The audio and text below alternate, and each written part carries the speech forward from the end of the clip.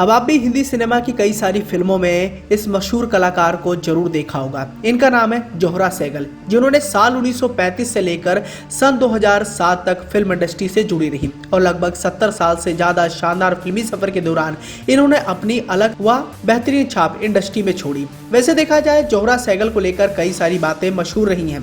जिस हिसाब से इन्होंने अपने मशहूर अदाकारी का नमूना पेश किया वो वाकई काबिले तारीफ था। यहाँ तक कि इनके उम्र के बढ़ते पड़ाव को देखते हुए भी इनके जज्बे में कोई भी कमी नहीं देखने को मिली। अपनी जिंदाजली की वजह से वो कभी भी बूढ़ी नहीं हुई। आजादी से पहले ही जोहरा सहगल को अंतर्राष्ट्रीय मंच पर पहचान मिल गई थी। फिल्मों की क्यूट दादी के नाम से मशहूर जोहरा आज भले ही हमारे बीच में नहीं है, लेकिन उनकी यादें हमेशा हमारे बीच रहेंगी। इसी के साथ ही अगर इनके पर्सनल लाइफ की तरफ से डालें तो अमरुजाला.com की एक्सक्लूसिव खबर की माने तो 27 अप्रैल 1912 को रामपुर रियासत के नवाबी खानदान में इनका जन्म हुआ था और इनका पूरा नाम साहिबजादी जोहरा मुमताज उल्लाह खान बेगम था। जब जोहरा महज 1 साल की थी तो ग्लूकोमा की वजह से इनकी एक आंख की रोशनी चली गई थी। उस समय बताया जाता है कि 3 लाख पाउंड खर्च करके लंदन के एक अस्पताल में उनका इलाज चला, तब आंख की रोशनी वापस आ गई। हालांकि बताया जाता है कि जोहरा सहगल जिस स्कूल में थी वह 10वीं तक ही था। 15 साल की उम्र हो गई तो पिता ने इनकी शादी करने की ठान ली।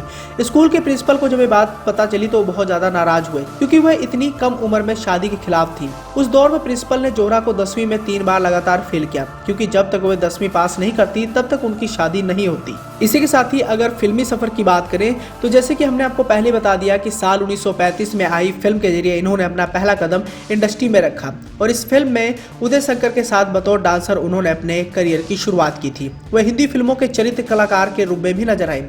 साल 1940 तक उदय शंकर के साथ अलग अलग देशों में डांस इन्होंने परफॉर्म किया। इसके बाद बताया जाता है कि उदय शंकर के डांस ग्रुप की वो ट्रेनर बन गई। यहाँ उनकी मुलाकात इंदौर के एक वैज्ञानिक पेंटर और डांसर कामलेश्वर सहगल से हुई और दोनों में प्यार हो गया। जोहरा मुस्लिम परिवार से थी और कामेश्वर हिंदू थे। दोनों शादी करना चाहते थे, लेकिन परिवार इस बात के खिलाफ थे। परिवार के खिलाफ जाकर फिर उन्होंने साल 1942 में दोनों ने शादी कर ली। अब जैसे कि आप सभी जानते हैं कि जोहरा सहगल ने अपने हिंदी सिनेमा के कई सारी फिल्मों में बेहतरीन अदाकारी से दर्शकों को खूब अपनी ओर आकर्षित किया। और इनकी अगर पहली प्रोडक्शन फिल्म की बात करें तो साल 1946 में आई फिल्म धरती के लाल के जरिए इन्होंने हिंदी सिनेमा में कदम रखा।